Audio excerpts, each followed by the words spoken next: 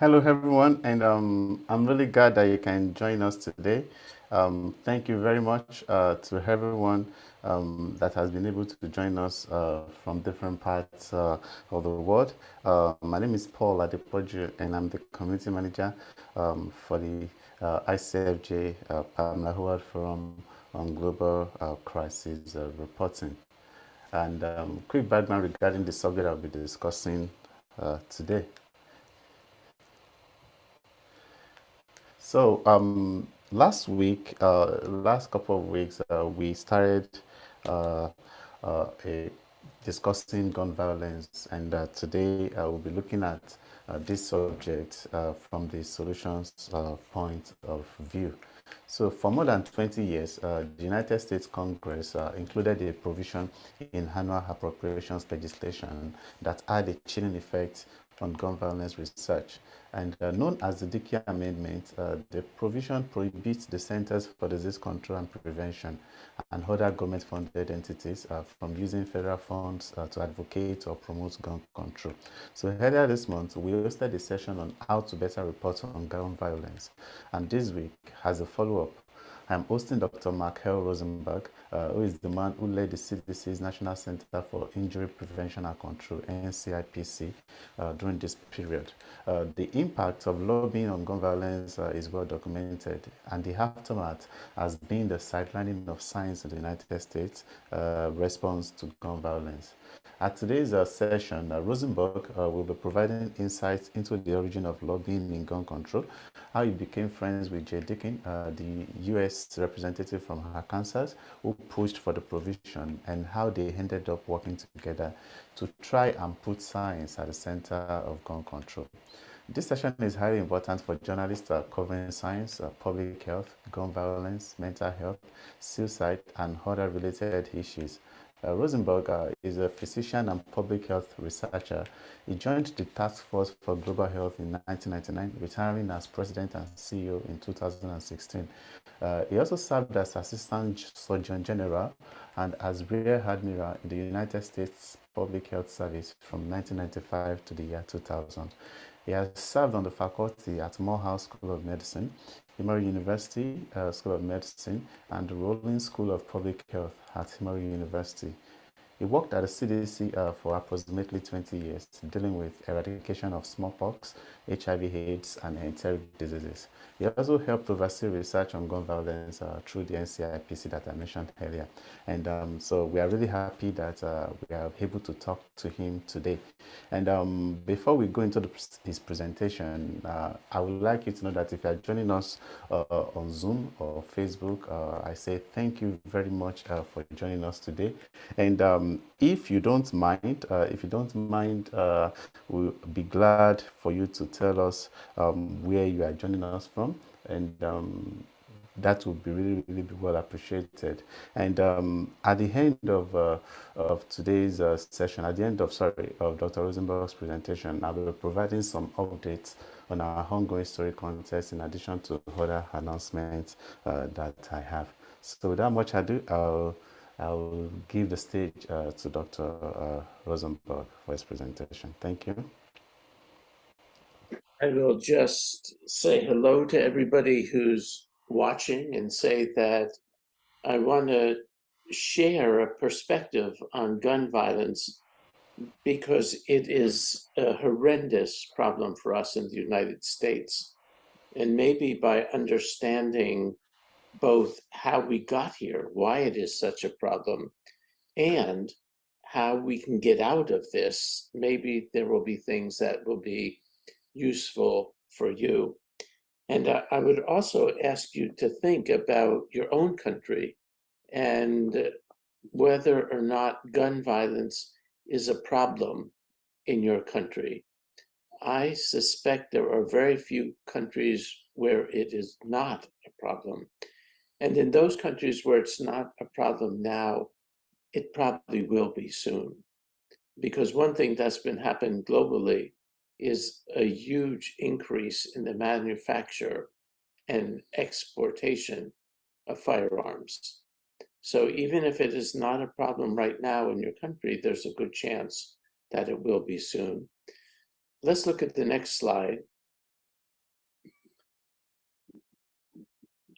And this is a poem that comes from a poet laureate of Ireland. And Michael Longley was talking about the Troubles, the war between the Protestants and the Catholics that went on for 30 years in Northern Ireland. And what he wrote was, think of the children behind the coffins, look sorrow in the face, all those 30 years, the years of disgrace. Let me just say that again. Think of the children behind the coffins.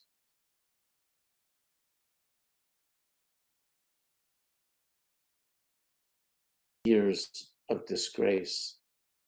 This photograph is a picture at the site of one of the mass shootings in California in the United States. And you can see the outpouring of grief and sorrow and the tribute that people put here.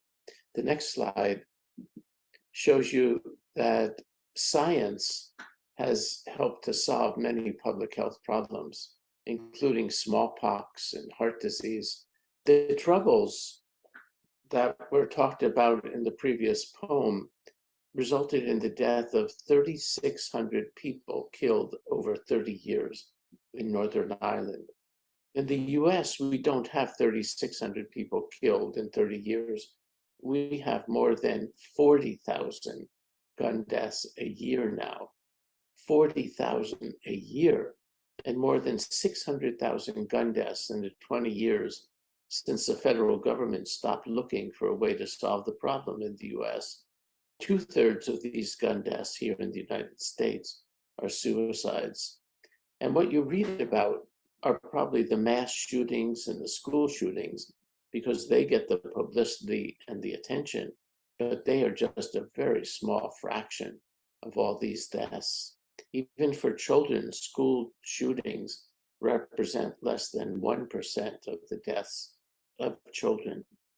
And most of these deaths could be prevented by using scientific research. The research will help us identify solutions that are based on evidence that are proven effective. This is the same approach that we use to reduce the deaths from motor vehicle crashes, from heart disease, from cancer, stroke, and smallpox. But in this area of gun violence in the United States, we're not doing what we could. We're not bringing the power of science to bear on this problem. Next slide. So how did we get here to this point in the United States? In 1983 was the beginning of CDC, the Center for Disease Control and Prevention, a branch of the U.S. government. It was the beginning of the violence epidemiology branch. The director of CDC said, traditionally CDC focused on infectious diseases, but infectious diseases are not what's killing the people in the United States. He said they're dying from chronic diseases. They're dying from heart disease, cancer, stroke, diabetes, and violence and injuries. And he said, we need to start looking at violence and injuries as preventable problems. And so he started the violence epidemiology branch. And I went down in 1983 to start that effort. I was the first chief of that branch. We started what we called the public health approach. And the public health approach has 3 pillars. The first is it's based on science. The science of epidemiology looks at patterns in the whole population. It's based on prevention. The public health approach looks not just what can we do to people who are already sick or who have already been shot, but how can we prevent these things from happening in the first place? And the public health approach is collaborative. Public health is not a profession. It's not a specific discipline, but it draws on many professions. Public health works with people in the law, people in criminal justice. It works with social workers. It works with anthropologists. It works with people in public policy. It works with sociologists, psychologists, architects, people who design our cities. Public health brings together many different fields to work together on a problem.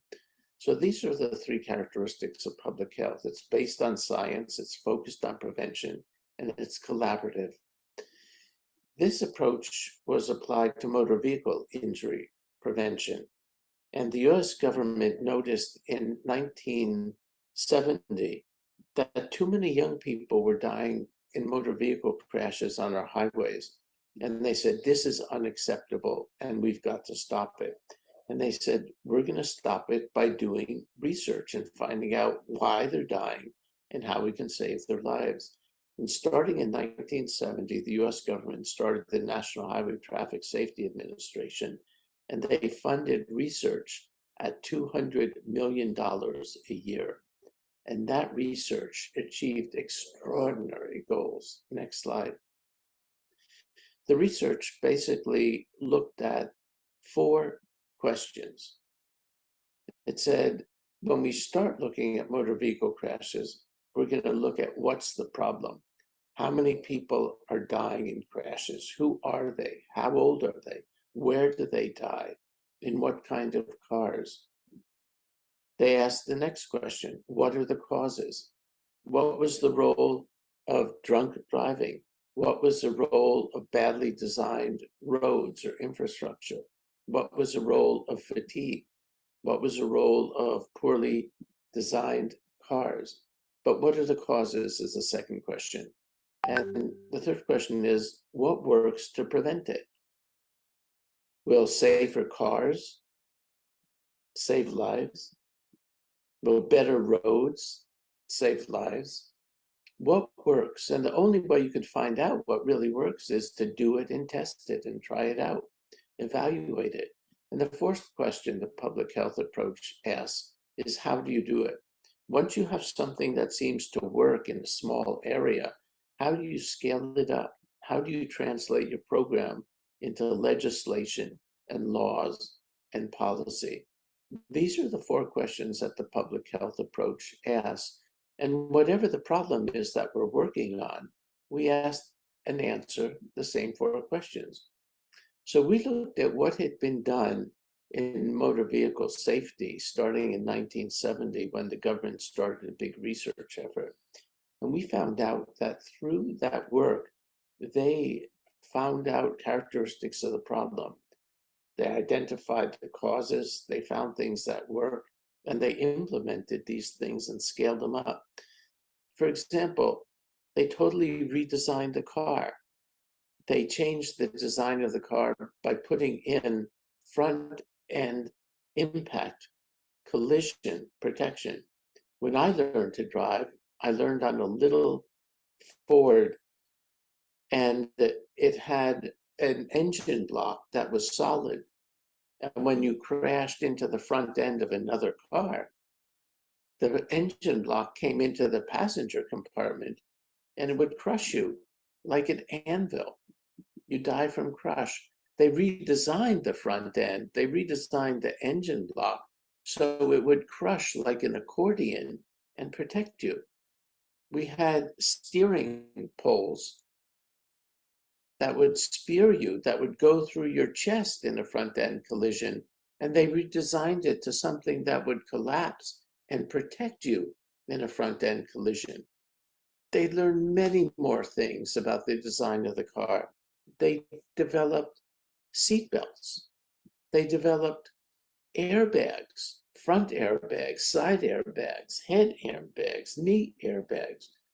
They developed elevated rear stoplights, rollover protection, side impact protection. They totally redesigned the car, and they redesigned the roads. They found that what people thought were the safest roads, roads that were wide and straight and flat, were not really so good, because they found that if you design roads like an airport runway, people will drive like they're trying to take off. people will drive at 100 or 140 miles an hour and crash. They learned that the safest roads had to be curved, had to have hills and bumps and move side to side to keep people awake. So they redesigned the car, they redesigned the roadways, they redesigned the drivers, and they got drunk drivers off the roads. They tested for them and took away their licenses.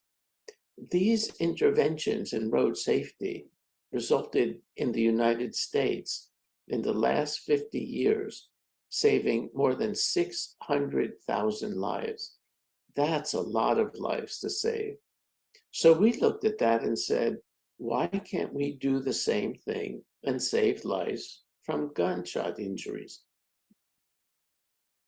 And what we found was that the government was spending $200 million a year trying to answer these questions for road traffic crashes, but not spending anything to prevent deaths from gun injuries. The next slide shows what happens if we skip these questions, if we don't use science. And in the late 1960s, the pharmaceutical industry announced that they had developed a miracle drug for pregnant women. Pregnant women suffer from two main things. The first is insomnia, they cannot sleep. And the second is from nausea or morning sickness. And these are devastating side effects of pregnancy. And the pharmaceutical industry announced that they had one drug, one pill that would prevent both of these. They would prevent morning sickness and they would prevent insomnia. And they marketed this drug and they sold this drug. And it was so effective that they went to Germany. And Germany said, you can sell this drug without a prescription. You can sell this as an over-the-counter drug. And they came to the United States and they said, we want to market this drug in the United States. And they went to the Food and Drug Administration, the FDA, and they said, we have this miracle drug that we would like to market in the United States. And fortunately for our country, there was a brave woman physician, Dr. Kelsey, and she said, wait. Have you answered the questions? Do you have the data that will show that this drug is effective and that it is safe? And they said, no, we don't have the data, but look what's happening all over the world. They're selling thousands and thousands of women this drug in Europe, and people are getting relief from their symptoms. Why don't you sell it here? She said, no, you have to show us the data. You have to show us that it's safe and effective. So they went back to their business, and they came back to see her after a short time. And they said, now will you approve it? She said, do you have the data? They said, no. She said, I won't approve it. They went back and they came back 7 times. Each time she said, not until you have the scientific data to show me it's safe and effective. And when you have that come back to me, by the 7th time, evidence started to come out from Europe that this drug was causing devastating side effects. Many children were being born to women who took the drug. They were being born without arms, without legs, with deformed legs or arms, and with other serious birth defects. Many were suffering from miscarriages and not even surviving to be born. It turned out that this drug was thalidomide. And when it came out, the countries realized it. They banned the drug. But that's the risk of proceeding without having the science. You need to do the science, whether you're looking at birth defects, whether you're looking at motor vehicle injuries, or whether you're looking at gun violence. The next slide shows a man named Jay Dickey, who was my arch enemy in 1996. we had started doing the science on gun violence prevention because we saw how much it had achieved in the area of motor vehicle safety. But the National Rifle Association, a very powerful lobby in the United States, did not like the research. They told their members, and they told their politicians, and they told Jay Dickey that if you allow this research to go on, everyone, all the civilians, will lose all their guns. This wasn't true, but it was a powerful argument. And they mobilized enough politicians in the United States to stop our budget. They wanted to put an end to our research because they didn't think that this research would help them sell guns. They had attacked us for a very long time, but what finally mobilized their strong opposition was the first extramural research that we funded looked at the question, does having a gun in your home make you safer or not? The NRA and the gun manufacturers had argued for many years that if you care about the safety of your family, you will have a gun in your home, because anyone who cared would want to protect their family by having a gun. They argued that a gun in your home made your home and your family safer. So we looked at this question, we did research, we did the science, and what we found showed that not only did having a gun in your home not make your home safer, it increased the risk that someone in your home, someone in your family, would be shot and killed, not by a small amount, not by 10% or 20% or 30%, not even by 100%. It increased the risk that someone in your family would be shot and killed by 200%. The risk tripled. It's a huge increase. And the risk that someone in your family would die from suicide, gun suicide, went up by 400%. The risk increased fivefold. The NRA didn't like that because they thought that would hurt their business. It would make it harder for them to sell more guns. And they decided they would for sure put us out of business. And they got this conservative, born-again Christian congressman from rural Arkansas, Jay Dickey, to lead the charge. And at an appropriations hearing, where the director of CDC and I were testifying, Jay Dickey led the charge. It was really an ambush. It wasn't fair because they used quotes that they made up. They used statistics that they made up, and they didn't really give us a chance. But Jay Dickey convinced many Republicans, and the NRA convinced many Republicans that they needed to stop the research. The next slide shows some of what happened. There were some people in Congress who wanted to stop the research altogether.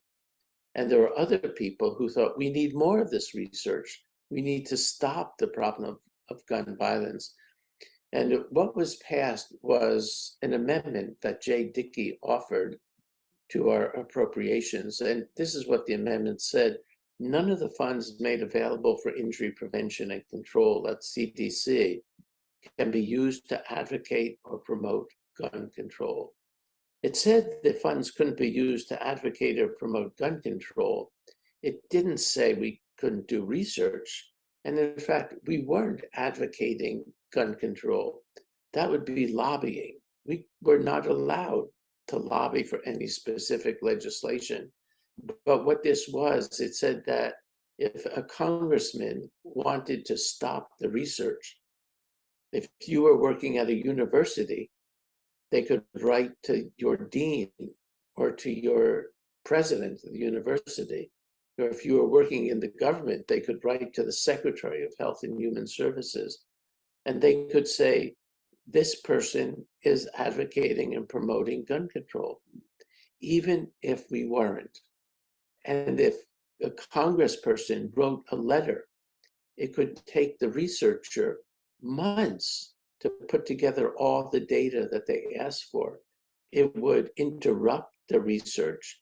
It would interrupt their life. and it would be a huge, huge barrier to their proceeding. So even though this didn't forbid the research, it effectively threatened people and essentially got the research to stop. Next slide. And Jay Dickey and I, as I said, started out as enemies. I think he wanted to get rid of me. He wanted to get rid of my center at CDC. I think he felt the world would be a better place if all of our research were stopped. And so he did write the Dickey Amendment. This is from a clip on The Daily Show, a comedy show here, that if you can see that link, it is worth watching. Jay Dickey and I started out totally opposed. He thought I was terrible, and I thought he was evil and dumb. We hardly talked. And after the appropriations hearing, my bosses at CDC said, don't you ever go back and talk to that congressman. You'll just make things worse. It'll be like pouring gasoline on a fire. Do you understand? I said, yes, sir, I understand. But about 3 weeks after the hearing, CDC got a request from Jay Dickey's legislative assistant and said the legislative assistant wanted to talk to Dr. Rosenberg about the data that I had presented at the hearing. And so my bosses at CDC said, okay, you can go, you can talk to the legislative assistant, but do not speak to the congressman. Under any circumstances, do not speak to him. Do you understand? And I said, yes, sir, I understand. I went up, I met with his legislative assistant, who was really interested in what the data showed. We had a very good talk. We met for about an hour. And at the end of our meeting, he said, oh, by the way, the congressman is in his office next door and would like to say hello to you. And I said, oh no, this is terrible. Either I refuse to talk to him and I'm rude and I make things worse, or I go and I talk to him and I go back and get fired for violating my instructions. But I thought it would be worse to be rude and not talk to him. So I went in. He said hi, I said hi. And I looked at his wall, and instead of plaques that showed how great he was, he had pictures of his children on the wall. And we started talking about his children. And then he asked me about my children. And we spent a long time talking about our families. And then the next thing I knew, he had invited my son and his whole class to come up and have a tour of Congress. And then he met with him personally, with the whole class in his office. I thought that was a very nice thing to do. And then his daughter moved to Atlanta, where I lived, and was looking for a job, and I helped her find a job. And one thing led to another. We started talking. We started to get to know each other. We started to understand each other, to listen to each other, to understand the other person's position. And soon we came to trust each other. We even came to like each other. Next slide.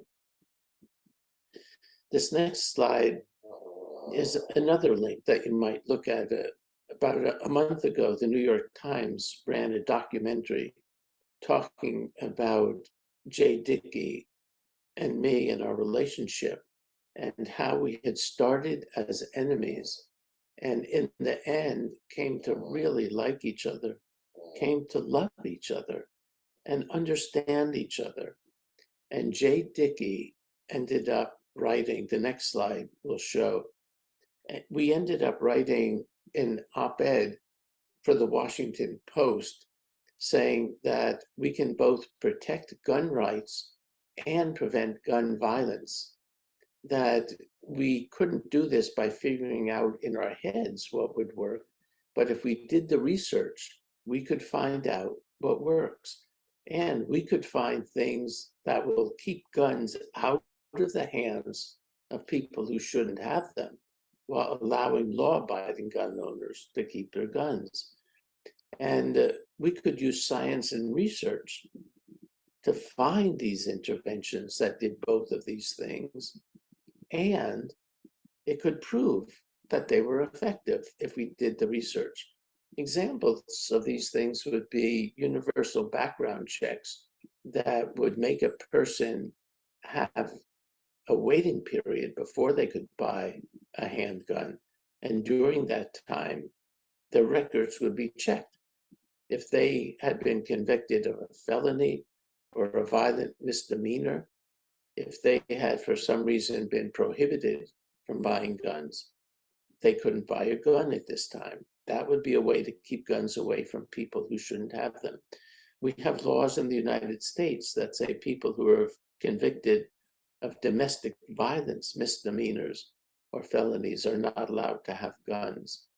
We have red flag laws or extreme risk protection orders that say if someone has a gun and they are threatening to shoot themselves or to shoot someone else, then their case could be taken in front of a judge. And if a judge decides that their guns should be taken away, then police officers will remove their guns temporarily because these people present an extreme risk. These laws have now been developed in 19 of our states, and this is another way to get guns away from people who shouldn't have them without interfering with the rights of people who should be able to have them. Storing guns safely out of the reach of young children, unlocked and in a gun safe, is another way to prevent gun violence without interfering with the rights of law-abiding gun owners.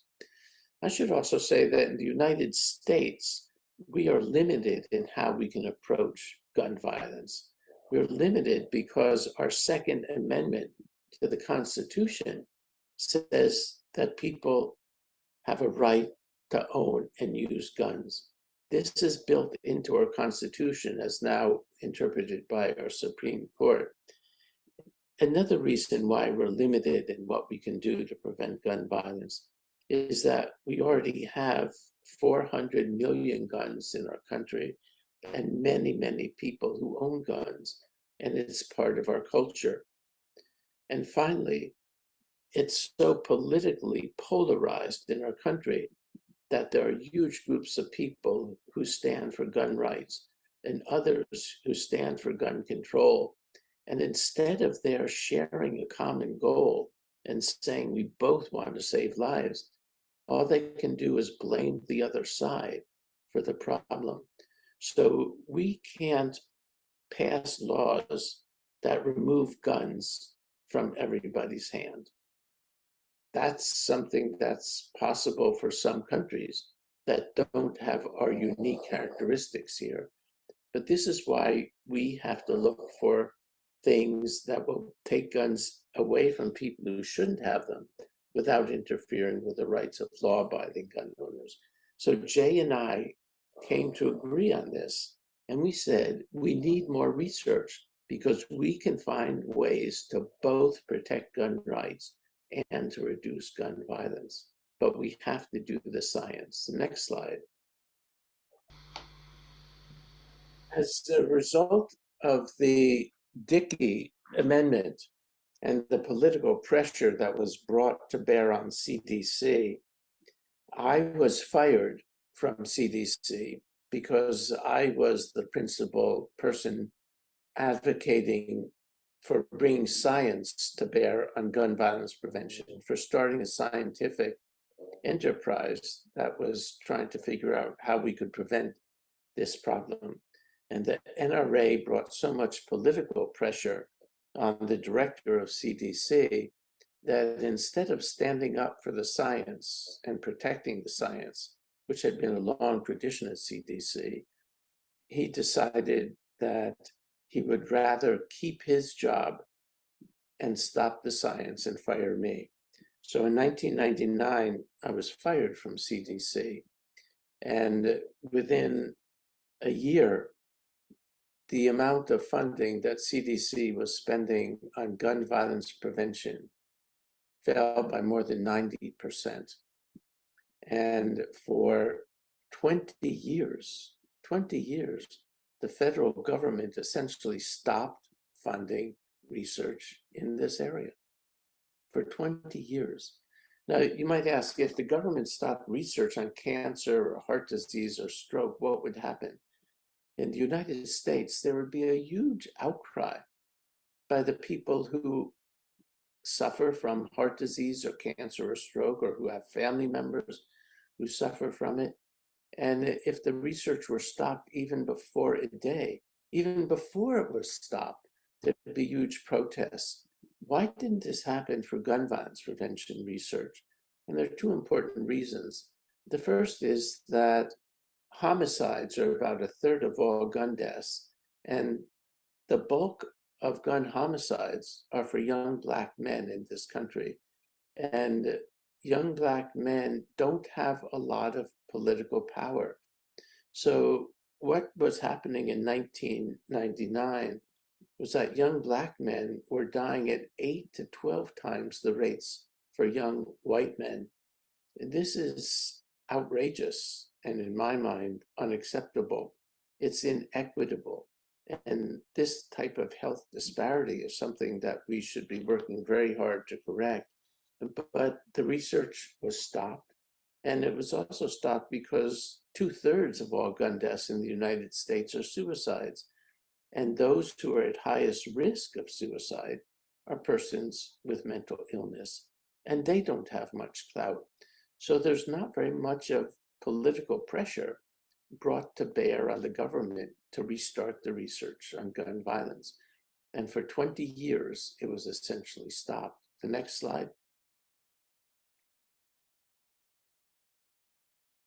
If we look at gun policy in the United States, this was a wonderful study out of the Rand Corporation by Andrew Morale. The next slide. And what he did was he looked at all different types of interventions to prevent gun violence. These are the gun policies on the left-hand side, the column that goes down. He looked at background checks, bans on the types of specific weapons like assault weapons, child access prevention laws, concealed carry laws, reporting firearms sales, licensing and permitting. But he looked at 14 different types of interventions, and he looked at the effectiveness of these interventions for 8 different types of shootings, from defensive gun use, hunting and recreation, mass shootings, suicide, violent crime, unintentional injuries. And he made a matrix, and he looked at all the evidence that we had. And he said, first, is there any type of intervention for any type of shooting where we have strong evidence that it either works or doesn't work? And what he found was that there were some boxes where there's moderate evidence, some where there's supportive evidence. You can see that's where, if you tell people they have to lock up their guns unloaded and keep them in a gun safe where children can't get access to them, there's some supportive evidence that that will reduce child suicides and unintentional deaths and injuries. Supportive evidence is the strongest for any box. You'll see there are many boxes that are blank, where we have no evidence whether this intervention works or does not. And there are some where there's limited or moderate evidence. But basically, you see that we lack evidence. There's not a single box where there's strong evidence to suggest that this intervention works for this type of shooting. Not one box. This is not only embarrassing, it's outrageous, it's deadly in our country, because we don't have the evidence on which to base the policies or the legislation. Why are we here? Again, the federal government stopped the research on gun violence, so we don't know what works. We have some supportive evidence, limited evidence, but for so many of these boxes, we have no evidence at all. If we were to restart the research, we could start to get the evidence we need to pass good policies. The next slide.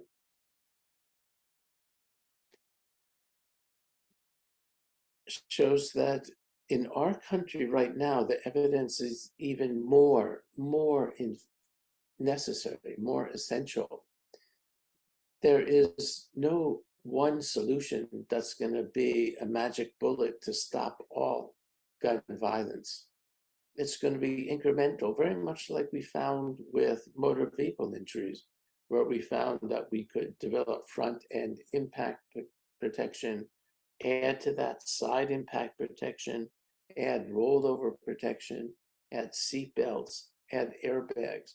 Step by step, year by year, we learned more, and we got better and better at keeping people alive. It's going to be the same thing for gun violence. It's going to take time. It will have to be sustained. And we have to show the skeptics that we can find things that will reduce gun violence, but also not infringe on the rights of people, law-abiding people, to own their guns. To find those things that work, we need the research. We need to be able to demonstrate it. The next slide. Although Jay Dickey and I decided that we needed to show people that we can restart the research, that we need to restart the research. Unfortunately, Jay died before we could get the research restarted.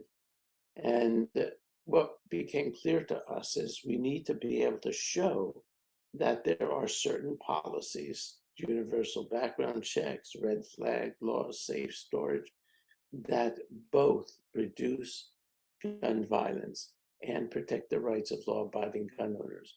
But if you want to show that it's going to protect their rights, you have to be able to measure how much a certain policy affects their rights. And we still need to do that. We need to develop the right scales to measure it, because what gets measured gets done. Next slide. So Jay died, but it was clear to us that we needed to get bipartisan support. We needed Republicans and Democrats, gun rights and gun control people, to come together to support this effort to go forward. We finally did get it restarted with help from Jay Dickey's former wife, Betty Dickey. We lobbied and we showed that we can find things that will do both, protect the rights of law-abiding gun owners and prevent gun violence. And we were able to get a bipartisan group to support that.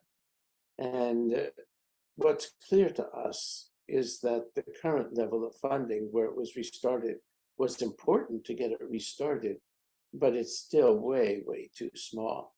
We're now funding gun violence prevention research at about $25 million a year, but it's vastly inadequate. We funded motor vehicle research at over $200 million a year, starting 50 years ago, and we've done that every year for 50 years. But we need to get people to work together. That's not easy. It's possible, but it's not easy. We need to form a coalition. And I think a coalition is just like a marriage. It's very easy to get into it, but it's very hard to make it work. I used to argue with some people in every group. There were people who said, marriage is not hard. I've been married for 10 years and I never argue with my partner or my wife. And I used to argue with them. I said, really? Really? That's so different from my experience. I can't believe it. And I stopped arguing. I stopped debating with them because I realized that there are some people who just lie. Next slide.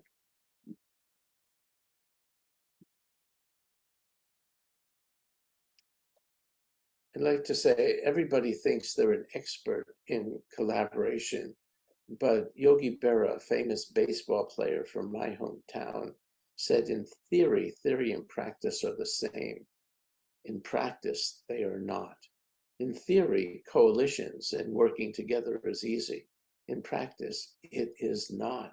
And just like a marriage, it takes work to make it last. It takes work to make it work. It's not easy, but it's very important. And it's the way we're going to get to the answer in the United States. The next slide. This is what we talked about in a book we wrote, where we took the lessons from collaboration that we had learned in global health. And there's basically three parts of a journey for a coalition. In the first mile, you get started. In the journey, you work on your project and you work together to achieve the last mile. The last mile is your goal. Where do you want to get to? What do you want to achieve? And it is very important in the first mile that you get clear on the last mile what your goal is. That is so important to do in the beginning, to agree on what your goal is. And the other things you need to do in the beginning are to have a strategy. How are we going to reach that goal? How will we get to the last mile? You need to have an organizational structure. It doesn't need to be a complex bureaucratic organizational chart, but it needs to say how this will work, how it will be continued, how it will run. And you need to know who's going to be part of your coalition. Who do you need in it to achieve your ends? And how are you going to manage it along the journey? Coalitions and collaboration are very important. They take an effort, but it's an effort we can learn about. It's things we can do and we can get them going. Next slide. This is a book where we talked about the lessons we learned from global health about cooperation and collaboration. It's hard, but it's possible, and it's really, really crucial. The next slide. Jay Dickey's former wife, Betty, helped us get the research restarted. And I think it's so important that we urge people in this country and probably around the world not to give up hope. This problem is solvable. If we work together, we can find the answers. We can get it done. We don't have to live with this level of gun violence in the United States. My friend, an extraordinary global health policy person named Bill Foege, said that the biggest problem we face in this country is actually not gun violence. It's not drugs. It's not partisanship. It's fatalism. It's giving up hope and coming to believe that there's nothing we can do to solve this problem of gun violence. Fatalism is our enemy, but we have a way forward. We have a way out of this. And I think it's very important. Journalists play a very, very important role in helping people avoid fatalism and pointing out that there are solutions, not just how horrible the problem is. The next slide. CDC now has a director who, for the first time since 1999, has been willing to say that gun violence is a public health problem, and it's our duty, we're committed to solving this problem. It's not a surprise, perhaps, that it's a woman who stands up to political pressure and speaks the truth and stands for a way forward based on science. Next slide.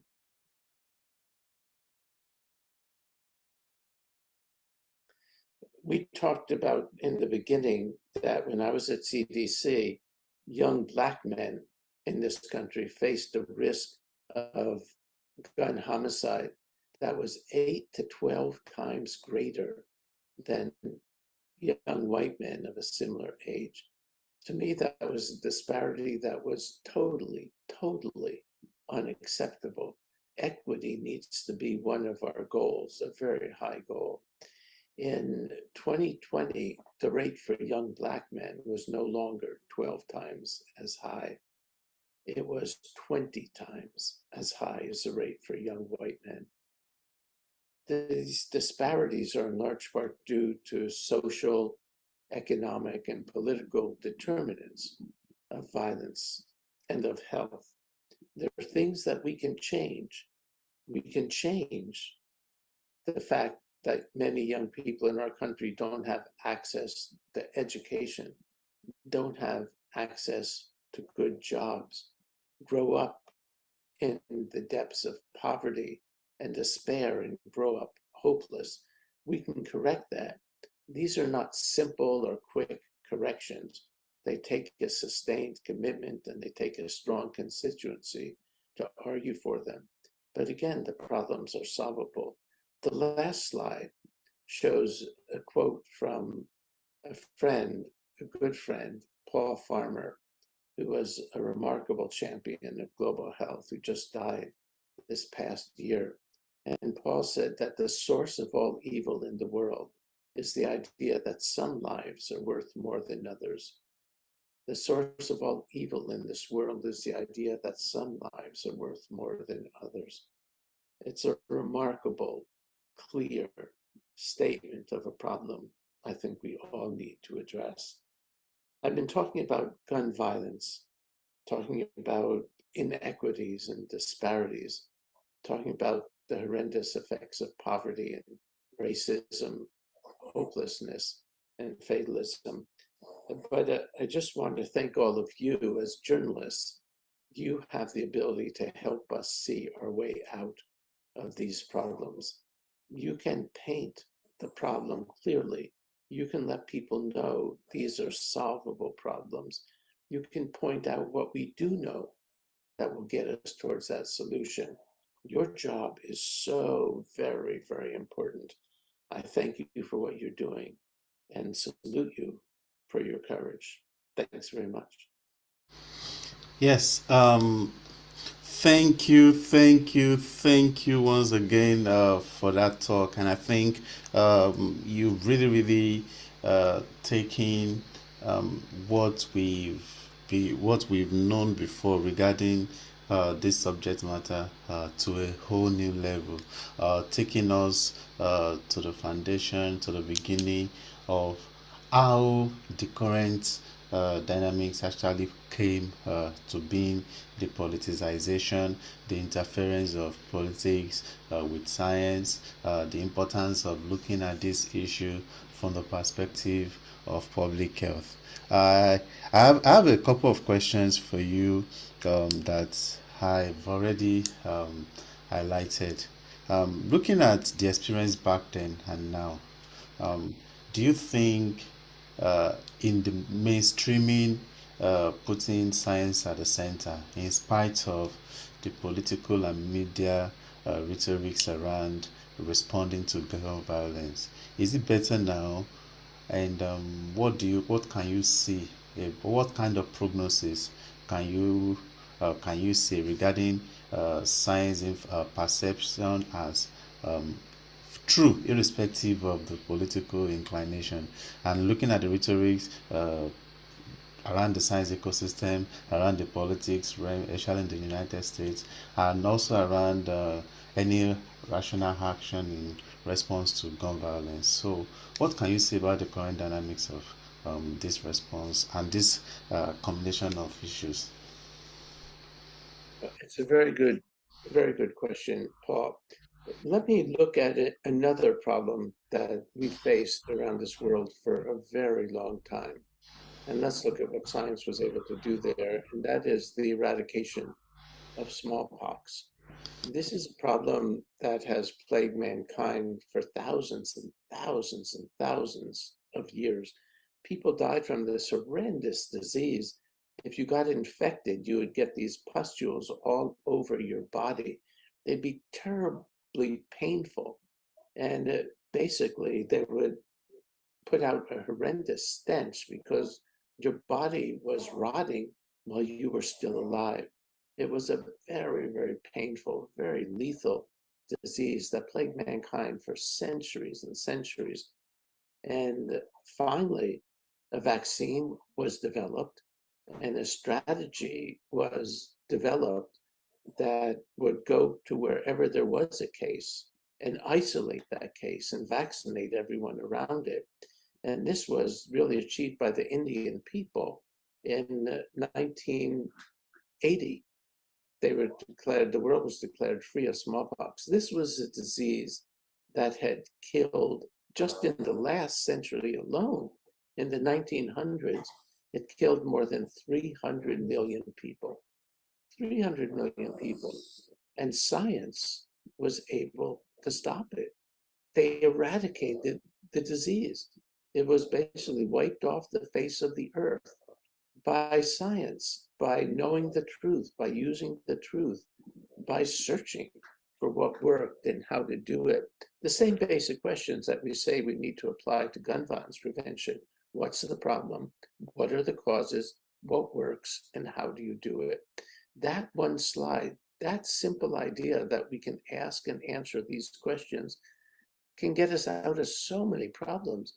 In this country, those questions got us to a point with heart disease.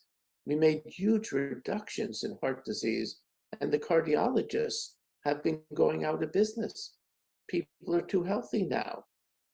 Same thing for cancer. We've saved millions of lives. We've prolonged millions of lives around the world. This scientific approach works. The politics sometimes interfere. Absolutely. Did they interfere in this area of gun violence? Absolutely. But did we get the research restarted? We did. And will this get us out of it? Yes, it will. Now, I think people don't understand in this country, what does science have to do with gun violence? Isn't this just a problem of the police? Don't they just have to arrest the bad people with guns who shoot other people? Isn't that the way to solve the problem?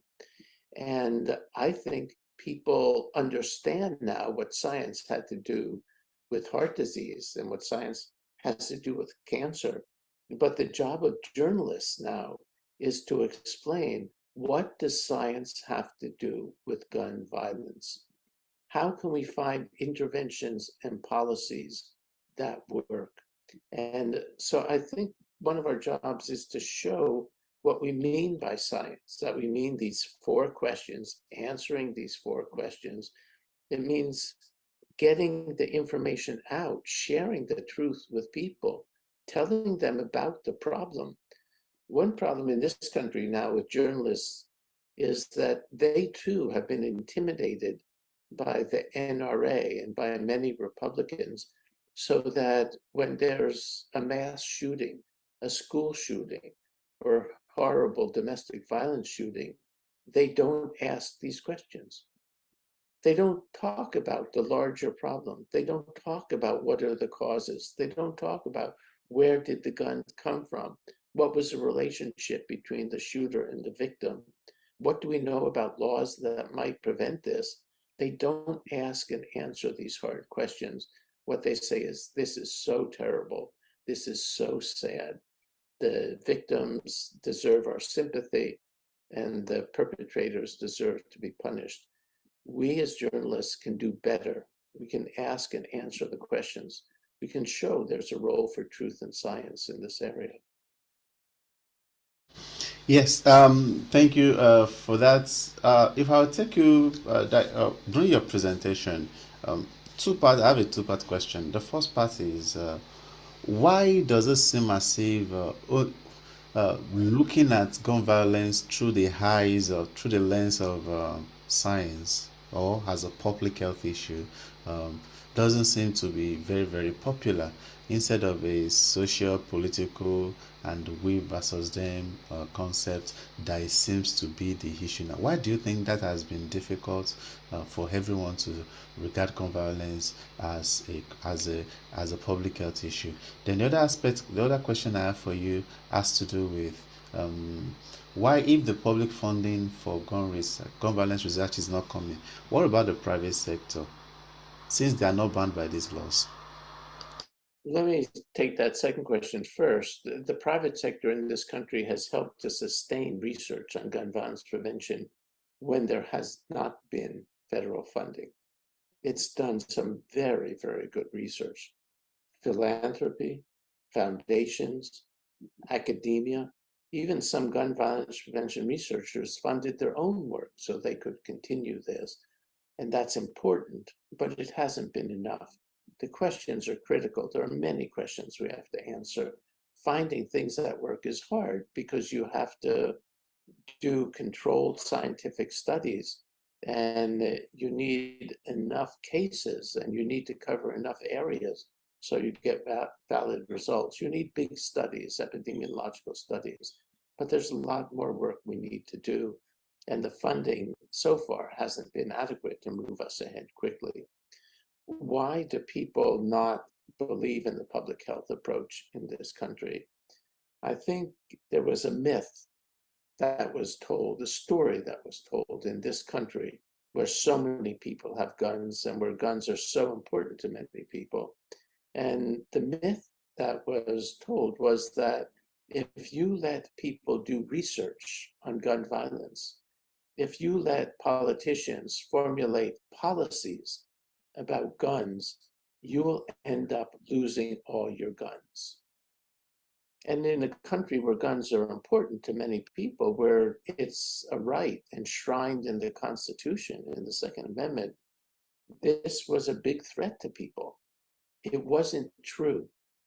But Jay Dickey believed it initially. He believed that if you let people do this research, we'll lose all our guns. We'll lose the right to have guns. It took time to convince him that you could keep your guns and keep people safe. You could keep your guns and keep your children alive at school, but we had to convince them.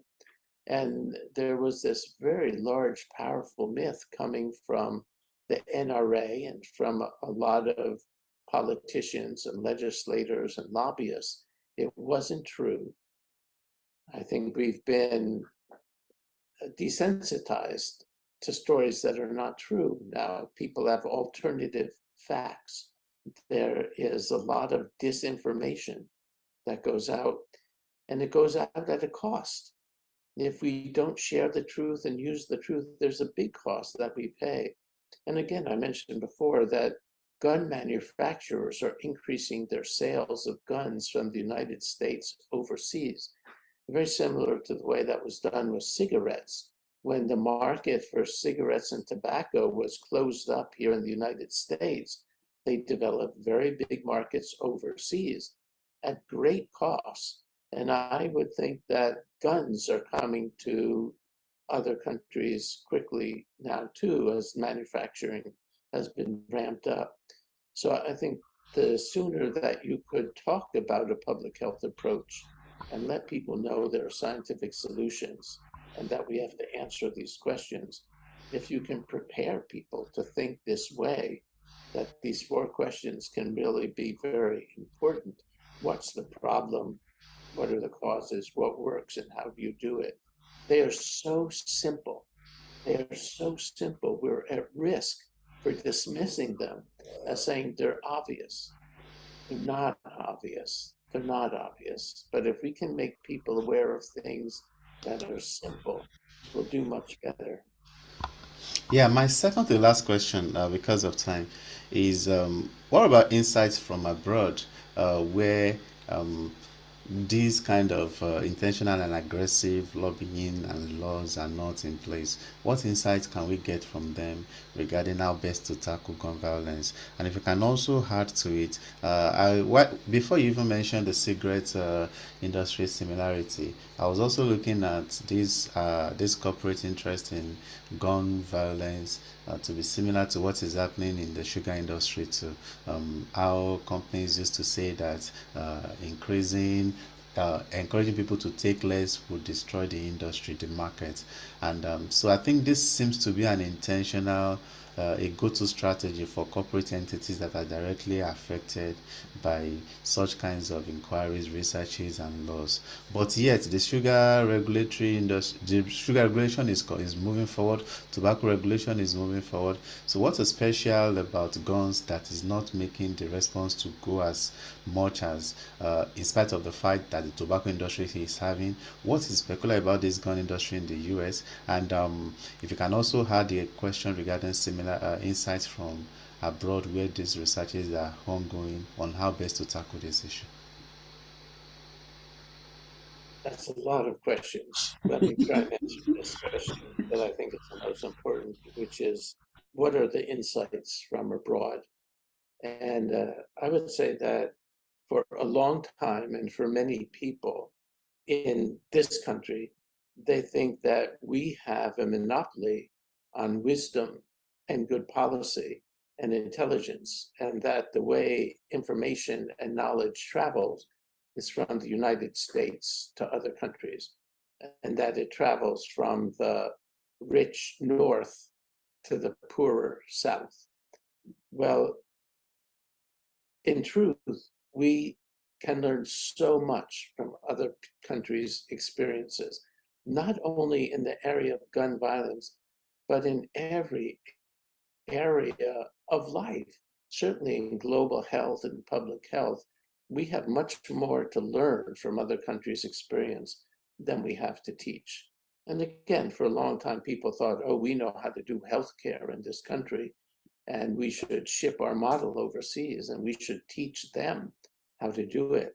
It turns out that we spend the most on healthcare per person in this country, but we rank 24th or 25th in terms of the quality and outcomes of our healthcare. We have a lot to learn from other countries. And a lot of times, poverty is a great stimulus for innovation. And so, people in poorer countries may be thinking smarter and doing better than we are. We have a lot to learn. In the area of gun violence, we have a lot to learn from countries that have been more effective in controlling the problem. Countries who are able to limit access to guns and are not restricted in the types of interventions that they can develop. We have to work with the situation that prevails in this country. Many other countries aren't yet burdened by an overwhelming number of guns, by strict polarization, by strong lobbies for guns. And they've done really, really well. They've done much better than we have. We have a lot to learn, not just about gun violence prevention, but about so many areas, certainly in the areas I worked in, health and global health. I hope this is helpful, Paul. Yes. I need to run to go take care of my family and do Okay. other things. Yes, so thank you very much, Dr. Rosenberg, for your insights today, and we really do appreciate everything that you've shared with us. And so, for everybody in attendance, I know you found this session to be quite useful. But before I go, I'd like to share some information with you regarding, I know you may have questions. So please and please, if you have questions, I would gladly pass these questions on to Dr. Rosenberg. And if you would also like to have the slides for this presentation, please and please just send me an email with the email address you are looking at on your screen right now. I would also like you to share your thoughts about this session, and I really enjoy hearing feedbacks from our participants. So please and please, if you want the slides, reach out to me via this email and I will reply immediately with the slides. But in that slide, let me know your thoughts on this session, and we take things from there. I also have some information regarding our ongoing story contest, and so the topics that are eligible for this contest this month includes gun violence, different topics under gun violence, suicide, mental health, mass shootings, and others. HIV also qualifies to be entered, and if you've done any story on monkeypox, you can also submit those stories for the competition, in addition to COVID-19. Even if you have other stories that were not listed here but have been covered in our webinars, or you either way utilize any resource from the ICFJ forum, we are glad to also consider that for this. And the deadline for submission is August 30th, and the announcement of the winner would be on September 1st during our webinar on that day. And for you to submit, that is the link that you have to participate. So I want to thank you very much for joining us today. Reach out to access our resources on www.icfg.org. You can also check out more resources on IGNet's website by visiting www.ignet.org. So I'll be back with you same time next week, or next week at a different time, I think, for another interesting discussion with a well-reputable expert on this subject. So thank you very much, everyone, and enjoy the rest of your day.